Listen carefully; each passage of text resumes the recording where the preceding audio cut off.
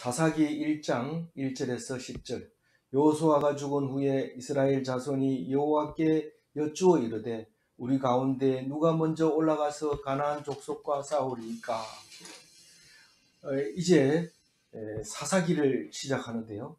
어제까지는 출애굽기 마지막이라고 하면 이스라엘 백성이 가나안 땅에서 이집트 땅에서 나온 지 딱 만 1년 됐는데, 만 1년 되려면 1월 15일이 돼야 되는데 1월 1일 날 성막을 세우고 하나님이 성막의 구름 기둥으로 불 기둥으로 나타나셔서 그 구름이 있을 때만 전진하고 구름이 안 떠오르면은 백성들이 제자리에 있게 되는데, 그게 우리의 삶 속에서 하나님이 임재하심을 나타내는데, 하나님이 가라고 하지 않으면 안 간다, 그런 말을 하고 있었던 거죠. 만약에 하나님이 가라고 소리도 안 하는데 갔으면 어떻게 됩니까? 상관없죠. 그 사람은 이스라엘 백성이 아니니까.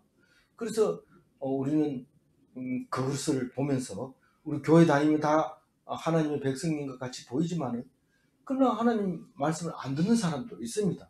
그래서 그 속에 있는데 하고 주장을 한다 하더라도 이스라엘 백성이 아니라고 말한 것처럼 우리는 그런 신앙생활 속에서 구별된 삶을 살아야 되는데, 오늘 사사기는 뭡니까? 라고 말할 때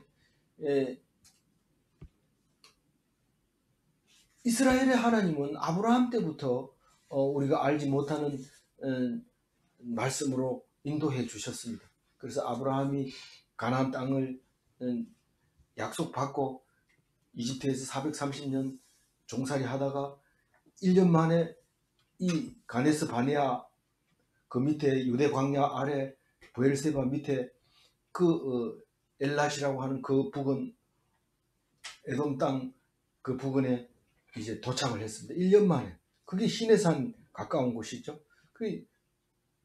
거기에 도착했는데 이 사람들은 하나님의 인도함을 받아서 도착을 했죠. 그게 출애굽기죠. 근데 그것으로 끝이 아니라 39년 동안 민수기에서 이스라엘 백성이 살아가는 모습을 보여주고 있습니다. 민수기는 민수기가 끝날 때 여호수아가 모세의 다음 후계자로 해가지고 요단강 동쪽은 세 지파, 두 지파 반이, 므낫세는 반 지파만 이제 이쪽에 있었고 갓 지파와 르우벤 지파가 이쪽에 있어서 이 두 지파 반은 땅을 이미 차지하고 모세가 죽게 됩니다. 그러면 여호수아는 요단강을 건너서 약속의 땅으로 들어가서 정복을 하게 되는데, 양쪽 다, 요단강 양쪽 다가 이스라엘 백성의 땅이 됐는데 지금 있는 이스라엘 백성은 요단강 동편은 아예 손도 못 댑니다. 경계선이 요단강 하천을 중심으로 해서 오른쪽은 요르단 이래가지고 나라 이름을 세우고 서울 이름을 암만 이래가지고 옛날 암만을 기억하게 만들어 놓습니다. 그래서 지금 땅 따먹기 해가지고 이스라엘을 건립한 이 이스라엘 땅에 가보면 아직도 땅을 다 못 따고 계속 전쟁을 하고 있는데, 이 오늘 사사기 처음 첫 1절부터 읽어보면 이 여호수아가 요단강 건너서 전체를 다 정복하고 나눠주고 그리고 죽었다 이렇게 성경은 말하고 있지만, 사실은 하나님은 그걸 허락하지도 않고 1, 2년 만에 다 정복할 거 하지도 않고, 그렇게 하면 못 삽니다. 자기들은 농사 지을 줄도 모르고 아무것도 모르는데 다 죽여버리고 자기도 혼자 떡 앉아있으면 안 되니까 하나님이 안 죽이겠다. 2, 3년 안에 자춤해서 너희들이 다 정복할 수 있도록 그렇게 해주겠다. 그래 약속했는데 여호수아가 110살에 죽게 됩니다. 그래서 가나안 정복을 다 이루지 못하게 되는 것이죠. 그러면 어떻게 살 건가? 사실 여호수아가 있는 동안에는 하나님이 인도하시고 교회를 앞에 이끌고 가면서 하나님 말씀을 듣고 살아가서 문제가 없습니다. 근데 하나님을 섬기는 지도자 여호수아가 죽었어요. 그러면 그동안에는 하나님 말씀에 순종했는데, 그래서 하나님 함께 하셨는데 이제는 어떻게 할 건가? 그게 걱정이 되잖아요. 그래서 하나님 없이 살았는 게 사무엘까지, 여호수아 죽은 다음에 사무엘까지가 사사기입니다. 그러니까 여호수아가 죽으면 어떻게 됩니까? 온니엘이 이제 첫 번째 사사로 나옵니다. 온니엘이 사사 활동을 하려면 3장부터 이야기가 시작이 되는데 1장, 2장은 아직 예고편입니다. 앞으로 사사 시대가 열릴 것이다, 이런 그 얘기를 하고 있기 때문에 1절, 2절부터 사사를 1장, 2장에서 사사를 찾으려고 하면 안 됩니다. 그래서 어떻게 됐느냐, 여호수아가 죽은 다음에 어떻게 됐는데 그거부터 얘기하고 이제 사사의 길을 살게 되는데, 우리가 하나님을 만나가지고 하나님이 성령이 충만해서 살다가 하나님이 갑자기 안 보일 때가 있습니다. 안 보일 때가 있어요. 그러면 진짜 하나님이 계시는가? 원래 그런 거지 이러면서 나름대로 생각하는 거죠. 나름대로 살았는 게 이제 사사기 시인데 한 400년을 그렇게 살게 됐죠. 400년을 살게 되고 그 다음에 도저히 안 되겠다, 왕이 있어야 되겠다, 이래서 사울 왕이 40년 하고 다윗 왕이 40년 하고 솔로몬 왕이 40년 하고, 그래서 120년이 통일왕국 시대가 지나고 나면 그 분열 왕국이 400년 좀 못되게 이렇게 지나가고 150년 먼저 북이스라엘이 망하고 남유다가 망하고, 그리고 나서 하나님이 그 성전에 계시는 게 아니구나 이러면서 성경을 써서 이 말씀 속에 계시는구나 하고 성경을 여러 권 써서 필사를 해가지고 바벨론 포로에서 돌아오지요. 그런데 돌아와가지고 그 말씀을 얼마나 열심히 묵상하고 열심히 말씀을 들었는지 모릅니다. 그런데 400년이 흐른 뒤에는 결국은 율법주의로 고착화시켜버립니다. 왜냐하면 우리는 하나님이 있을 때는 경험하고는 막 뜨거워지지만 세월이 지나면서 자꾸 변색이 되고 퇴색이 되어가지고 안 됩니다. 그래서 누군가가 딱 나타나야 되는데 400년 뒤에 예수님이 딱 와서 너희들 믿는 하나님의 말씀은 참 중요하고 엄청난 메시지임에도 불구하고 너희들은 하나님이 안 본다고 자꾸 껍데기만 자꾸 이렇게 나타내는데 그거는 율법주의다. 우리는 율법주의를 원하는 게 아니고 하나님은 말씀에 대한 메시지에 대한 내용을 들어야 된다, 이렇게 얘기를 할 때 예수님이 나처럼 이렇게 사는 게 하나님 말씀대로 사는 거야. 그래서 말씀이 육신으로 돼서 오신 예수님이 십자가의 본을 보임으로써 너희들이 십자가에 죽어라. 그렇다고 죽으려고 마음만 먹으면 안 죽인다. 속죄의 하나님이고 시온의 하나님 아닙니까? 은혜를 베푸는 하나님 아닙니까? 그러니까 믿기만 하면 된다. 그런데 유대인들은 안 믿으면서 예수님을 죽였는데 그게 진짜로 하나님이 그렇게 할 수밖에 없도록 만들어 놓았던 거죠. 그래서 오늘 하나님의 지도자 여호수아가 죽었어요. 그럼 어떻게 될까? 여기 가만히 보면은 이스라엘 자손이 여호와께 여쭈어 이르되, 여호수아가 없어도 여쭈을 수 있어요. 하나님 앞에 다 하니까요. 근데 이게 그냥 간단한 게 아닙니다. 여쭈어 이 말은 제비 뽑았다는 뜻이에요. 제비 뽑았다. 제비 뽑아가지고 누가 우리 가운데 먼저 올라가서 가나안 족속과 싸우리까 이렇게 물어봤는데, 가나안 족속이 뭡니까? 이 가나안 땅에 온 곳에 흩어져 있는 족속 이름이 분명하지 않으면 전부 가나안 족속입니다. 그런데 오늘 나오는 것은 브리스 족속과 또 여부스 족속이 또 나오죠. 그 7족속 중에서 3족속이 나오는데 가나안은 워낙 많이 흩어져 있고 브리스 족속과 여부스 족속이 이제 여기 붙었다 저기 붙었다 하면서 곳곳마다 살고 있는데, 오늘 가나안 족속과 싸우리까 이 말은 아직 정복이 덜 끝났고 정복을 해야 되는 일이 생겼는데 어떻게 할까요? 물었더니 유다가 딱 뽑힙니다. 이 사사기부터 유다가 두각을 드러낸, 사실은 민수기부터 유다가 드러나죠. 그 정탐꾼 12명을 딱 보냈을 때 두 사람만 돌아와가지고 그들은 우리의 밥입니다 이렇게 하죠. 이 여호수아는 원래 모세의 종이었지만은 이 두 사람이 여호수아하고 갈렙이죠. 이 여호수아는 어디 지파의 대표로 갔어요?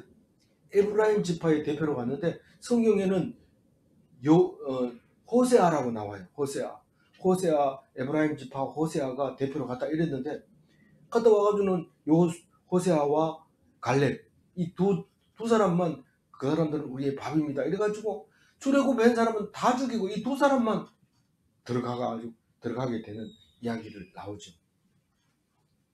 그래서 이 여호수아, 호세아, 예수 이게 같은 말입니다. 번역만 다르게 하고 소리만 다르게 적어놔서 그렇지 같은 이름입니다.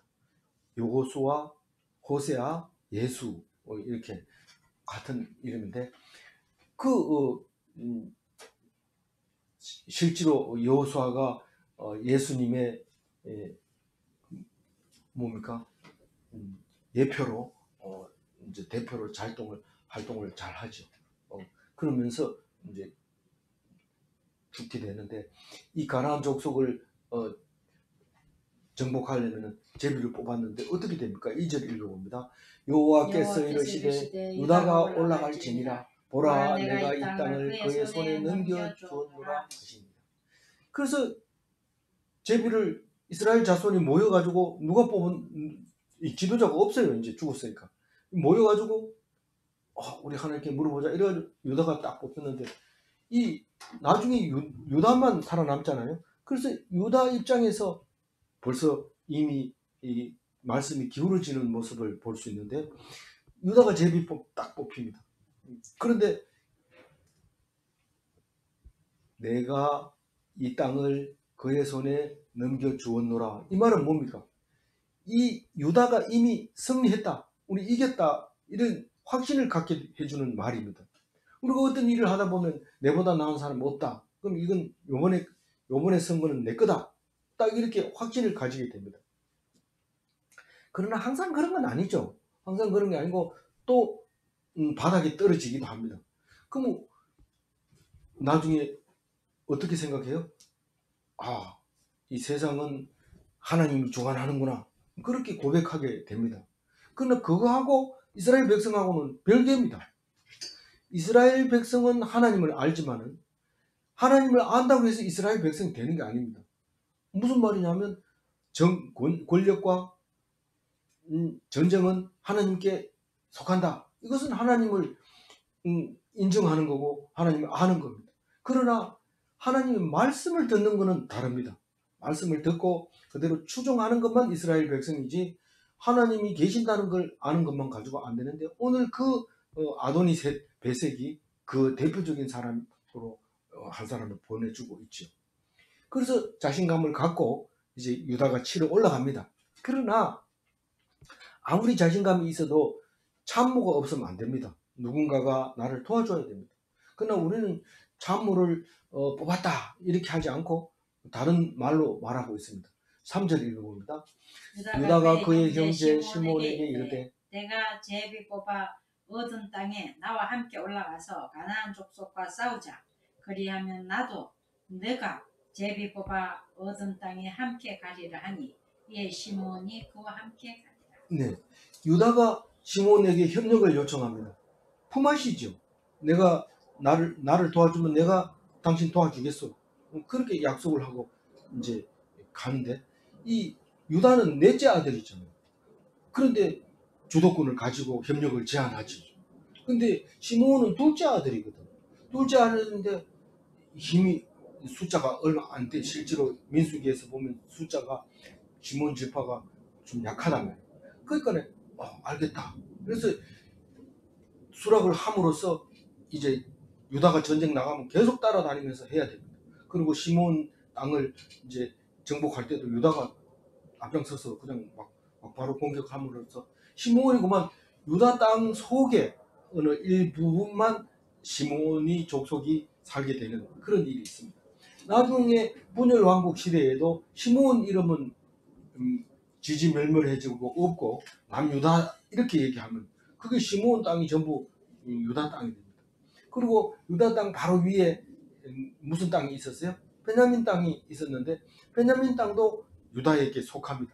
그래서 남유다, 북이스라엘 이렇게 할 때 유다 땅은 베냐민 지파와 시므온 지파 땅이 전부 유다 땅이 되는 것을 우리가 볼 수 있습니다. 4절 읽어봅니다. 유다가 올라가매 여호와께서 가나안 족속과 브리스 족속을 그들의 손에 넘겨주시니 그들이 베색에서 10,000명을 죽이고. 이 유다가 이제 전쟁하러 딱 올라가니까 가나안 족속과 브리스 족속이 살고 있었어요.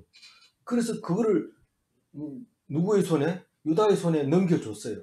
그러니까 거기서 10,000명을 죽였어요. 근데 베색이라는 이름이요, 이 성경에서 여기 한 군데하고 딱 한 군데가 더 나와요. 근데 이 두 개만 성경에 나오는데 이 베색이 어떤 곳이냐 하면은요, 그 사무엘상 11장 1절에 보면은 사울이 기브아 사람이거든요. 기브아 사람인데 왕을 기름을 부음을 받았어요. 누가 부었어요? 사무엘이 부었죠. 사무엘이 사울이 왕이 되라고 부어놓고, 사울이 부었지만은 어쨌든 그렇게 돼 놓았는데 기름을 붓고는 할 일이 없어가지고 백성들이 왕을 원해서 사울을 왕으로 만들어 놓았는데 그냥 농사 짓고 있어요. 기브아에서 농사 짓고 있는데 그때 어떤 일이 있었냐면은 길르앗 야베스에서, 길르앗 야베스이 어디냐면 지금 요르단 땅이죠. 요르단 땅인데 이 요단 동편을 말하는 거예요. 거기에는 지금 두 지파 반이 있는데 그 땅에 이제 시간이 지나가지고 이제 그 사람 암몬 왕 나하스가, 이 나하스는 다윗의 어머니의 전 남편일 수도 있는 것처럼 나와요, 성경에. 그런데 어쨌든 그렇게 됐다 하더라도 이때 당시에는 나하스가 왕이 돼서 딱 와가지고 길르앗 야베스를 이제 이제 없애버리겠다 이렇게 공갈을 치는 거예요. 그러니까 길르앗 야베스 사람들이 우리가 조공을 바칠 테니까 우리 협약합시다. 이렇게 하니까 오른쪽 눈을 다 빼야지 내가 협작을 하겠다 이렇게 얘기하는 거예요. 그럼 뭐 어떻게 하자는 겁니까? 죽여버리겠다는 거죠. 그러면 시간을 좀 달라, 일주일만 시간 달라 이러니까 시간을 딱 줬어요. 그러니까 막 잽싸게 이 길르앗 야베스가 뛰어가서 어디로 뛰어가요? 기브아로 뛰어갑니다. 기브아가 누가 있어요? 그 왕이 있는 거예요. 그 있는 데 가서 기브아는 아주 농장에서 아직 안 돌아왔는데 기브아 동네 사람들한테 그 얘기를 막 했어요. 그래 막 울고 막 이렇게 하니까 사울이 딱 들어오면서 동네가 초상집 같은 거예요. 그래서 이게 뭔 소리야? 이러니까 이렇게 됐다 이러니까 하나님의 영이 사울에게 탁 임하면서 나왔어요. 나와가지고 소를 잡아가지고 각을 뜨고 그 전 지파에게 탁 보냅니다. 그리고 모여라.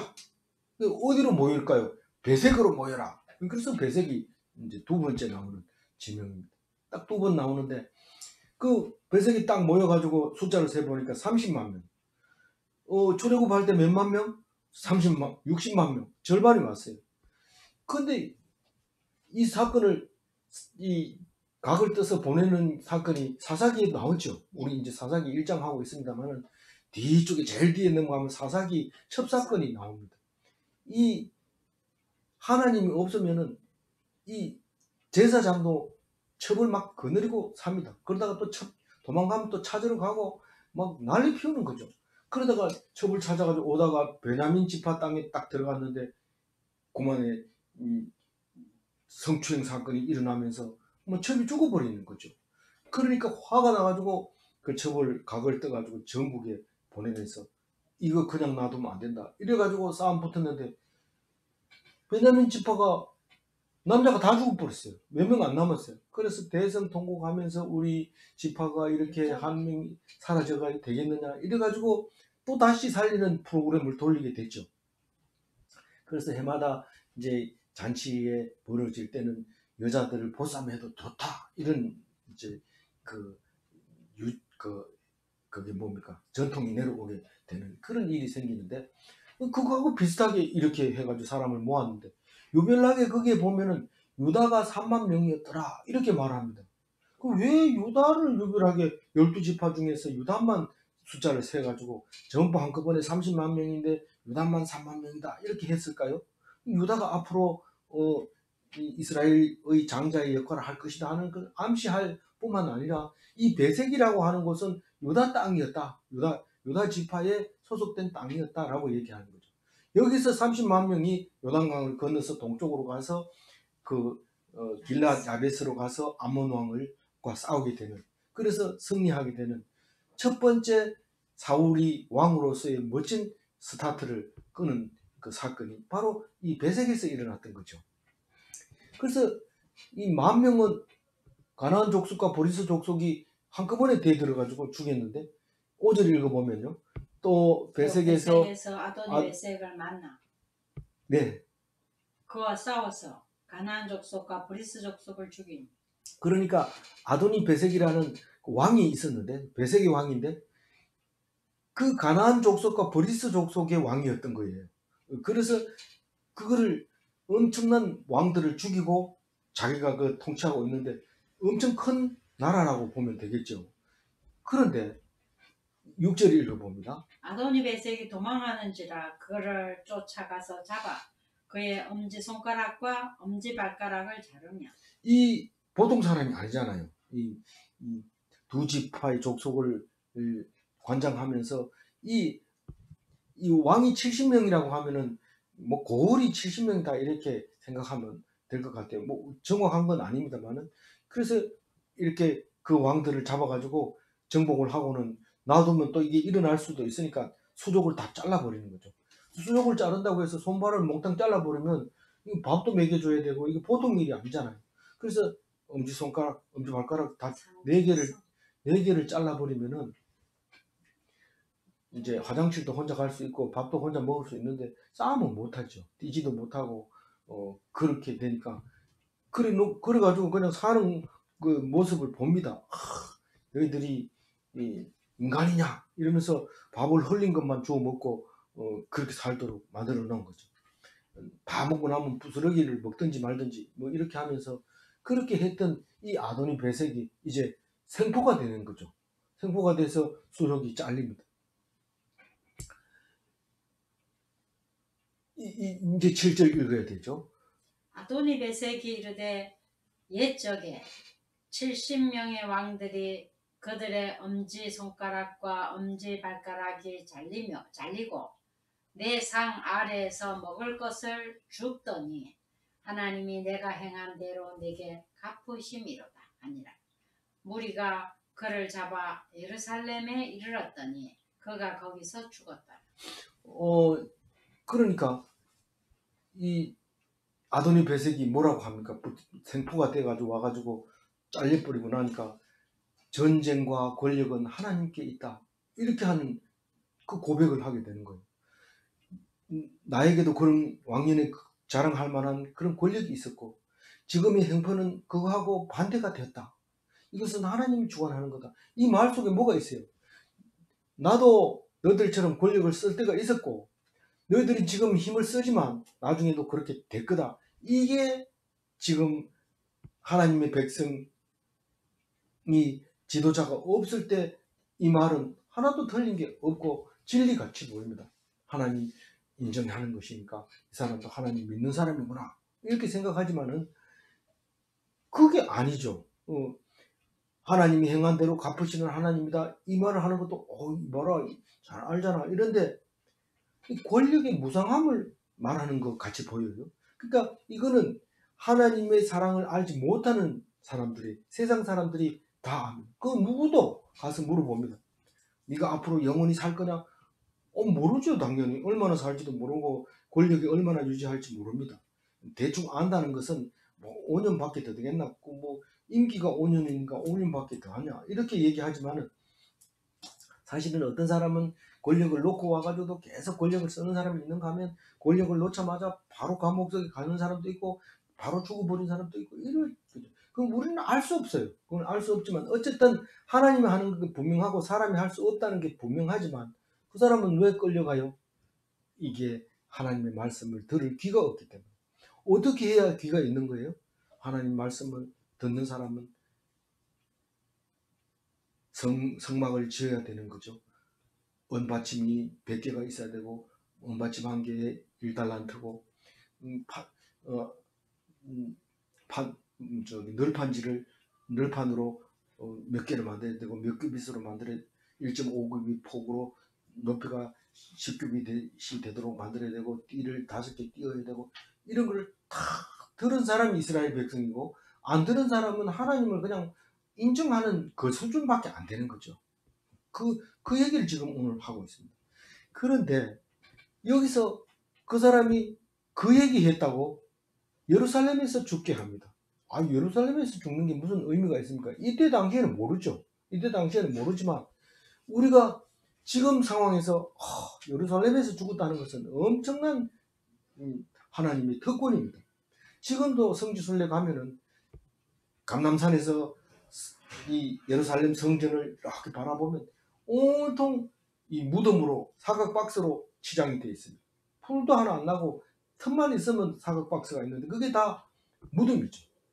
거기서 죽는 걸 가장 영광으로 생각하는데 기독교, 유대교, 이슬람교, 또 가톨릭교, 뭐 알마니아교 뭐 이런 사람들 전부 다 거기 죽는 것을 최고로 생각하고 묘절에 한 자리 사거나 자리를 찾았다 하면 그건 대대로 내려가면서 사람을 죽어서 장사 지내서 뼈만 남으면 낙골이 되면 그 뼈를 모아가지고 그 통에 담아놓고 그걸 그렇게 영광스럽게 생각하고 있는 그 예루살렘이 거기서 죽게 만들어줍니다. 말을 해도 그렇게 되는데 믿으면은 어떻게 합니까? 믿었다면은 야 성막을 어떻게 짓니? 우리는 당신의 백성이 되겠습니다. 이렇게 해야 되죠. 누가 그렇게 했어요? 요단강 건너자마자 라합이 딱 그렇게 민족을 배신하고 저런 인간이 죽어야 돼 이러지만 사실은 라합이 이스라엘 백성을 알았던 거죠. 하나님을 알고 음성을 들었던 거죠. 정탐꾼이 왔을 때 이것이 하나님의 음성으로 들렸던 거죠. 그래서 숨겨주고 정보를 제공하고 그렇게 함으로써 명실공히 예수님의 조상이 돼버리는 거죠. 와, 이 아는 것과 그냥 인정하는 것과는 전혀 다른 겁니다. 아주 무식한 사람은 뭐 종교는 다 좋은 거죠. 절이나 교회나 착한 일을 하는 거죠. 이런데 그런 말이 이 사람은 그래도 됐다 이렇게 얘기하지 마세요. 그런 사람은 됐다가 아니라 아무것도 모르는 사람입니다. 8절 읽어봅니다.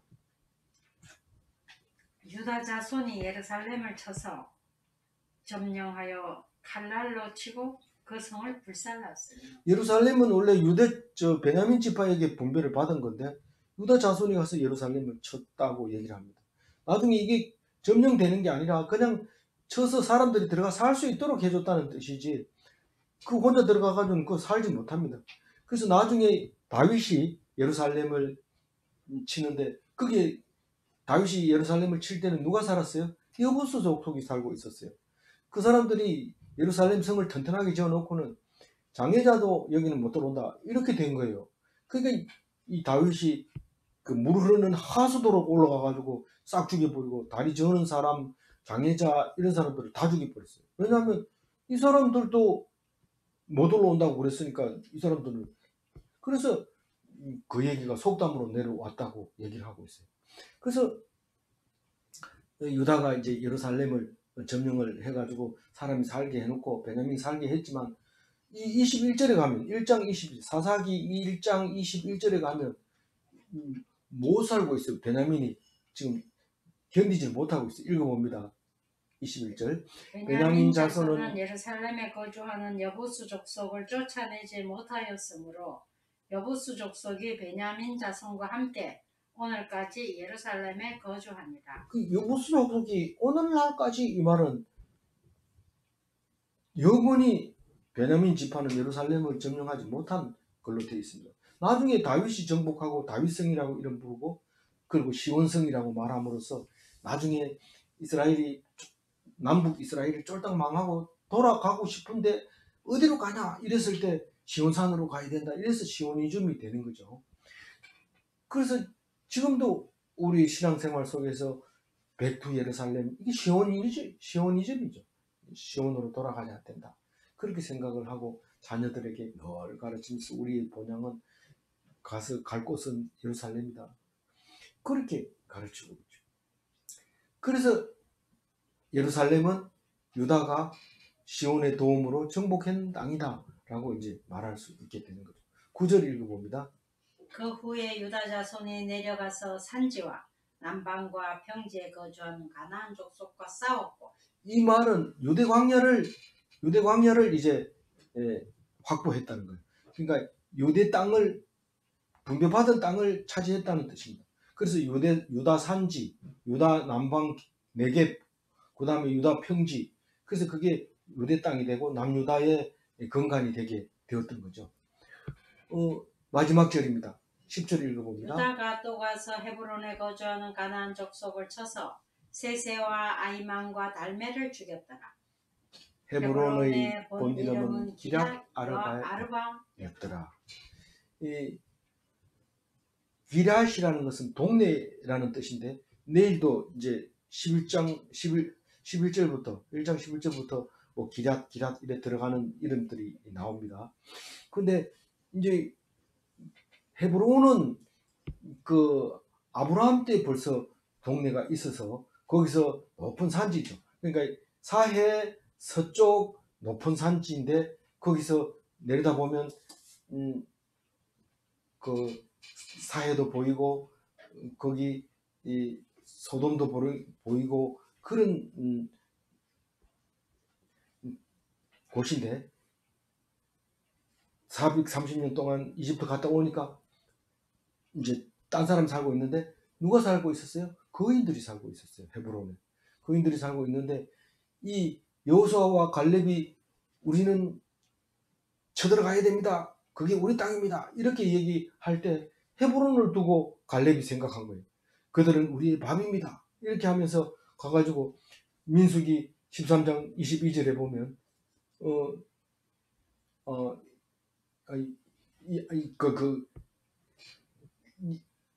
민수기 13장 22절은 지금 헤브론에 대한 설명이고 이 갈렙이 내가 정복해야 됩니다. 그렇게 얘기한 것은 이제 뒤에 20장 20절에 나옵니다. 20절에 나오는데 갔다 와가지고 여호수아하고 같이 갔다 오면서 이거는 나를 주세요. 거인들 그래 약속을 해가지고 거기서 여호수아한테 우리가 주세요. 이래가지고 헤브론을 점령하는 이야기가 20절에 이제 이야기가 나오는데 헤브론은 사실은 민수기 13장 22절 읽어볼까요? 또 네겝으로 올라가서 헤브론에 이르렀으니 헤브론은 애굽 소안보다 7년 전에 세운 곳이라. 그곳에 아낙 자손 아이만과 세세와 달메가 있었더라. 여기가 여기 오늘 세 사람이 나오죠. 세세, 아이만, 달메, 이게 삼형제인데 이 아낙 자손 거인들의 세 아들을 말하고 있는 건데 그걸 이제 어떻게 살았는 어디냐 하면은 애굽 소아는 그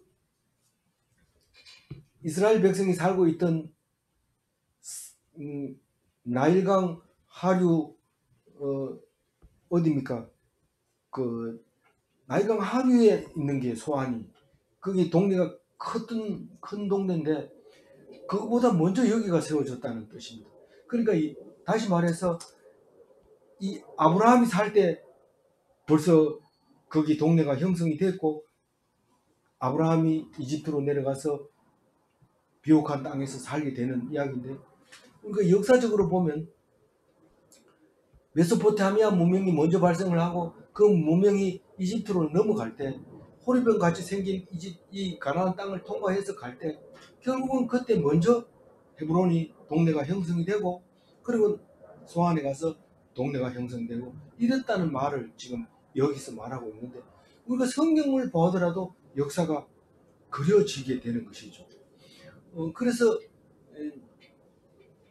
그 헤브론에 거주하는 가나안 족속을 쳐서 세세와 아히만과 달메를 죽였다고 얘기를 하고 있으면서 그게 기랏 아르바, 이 말은 이 지혜의 도치, 이런 뜻으로 쓰여졌다고 말하고 있습니다. 어원 자체가. 그래서 헤브론이 나중에 정치 일본가, 그러니까 다윗도 거기서 왕이 되고 그 아들 반란을 일으킬 때도 아들이 반란을 일으킬 때도 헤브론에서 반란을 일으키 도모하던 것을 우리가 잘 기억하고 있습니다. 그렇게 해서 이제 내일은 첫째 사사 온니엘이 등장하는 이야기를 하게 됩니다. 이렇게 정복하다 보니까 온니엘이 나타나게 되고, 온니엘이 결국은 형편이 어려워질 때 사사로 활동을 하기 시작했다. 그리고 둘을 쭉 이어가면서 사람 이름이 나오면서 사사기가 형성되어지는 모습을 볼 수 있습니다. 오늘 7절 가지고 제가 정리를 하는데, 7절 후반절, 하나님이 내가 행한 대로 내게 갚으심이로다 하니라. 우리가 그를 끌고 예루살렘에 이르렀더니 그가 거기서 죽었더라. 그걸 보면서 하나님은 알아도 이스라엘을 모르는 사람이 있습니다. 근데 이스라엘은 하나님을 압니다. 왜냐하면 늘 음성으로 말씀을 들어주니까. 몇 규빗으로 해라, 몇 규빗으로 해라 가르쳐 줍니다. 근데 세상 사람들은 하나님이 하는 거지 뭐 이러면서 자기 멋대로 8규빗이 좋겠다, 7규빗이 좋겠다 이런데, 그런 숫자는 그게 성경에 없는 겁니다. 있는 대로. 없으면 어떻게 합니까? 모르면 어떻게 합니까? 성경책이 없으면 어떻게 합니까? 있을 때까지 기다려야 되죠. 말씀하실 때까지 기다려야 되죠. 그게 이스라엘 백성입니다. 아무쪼록 하나님 백성 이스라엘이 되어서 하나님께 순종하며 피동하며, 그러면 기뻐하고 또 은혜되는 그런 삶을 사는 멋진 기독인이 다 되시기 바랍니다. 기도하겠습니다. 하나님 감사합니다. 오늘부터 사사기를 공부하게 되어서 감사합니다. 출애굽기를 다 보내면서 그 일일이 가르쳐 주신 그 이야기를 누가 들을 수 있겠습니까?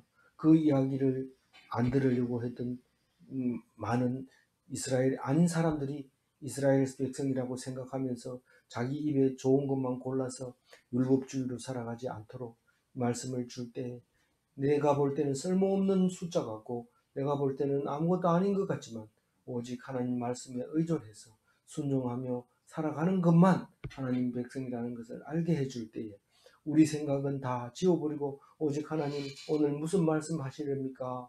그 말씀에 귀 기울이는 하나님 백성 되게 하여 주옵소서.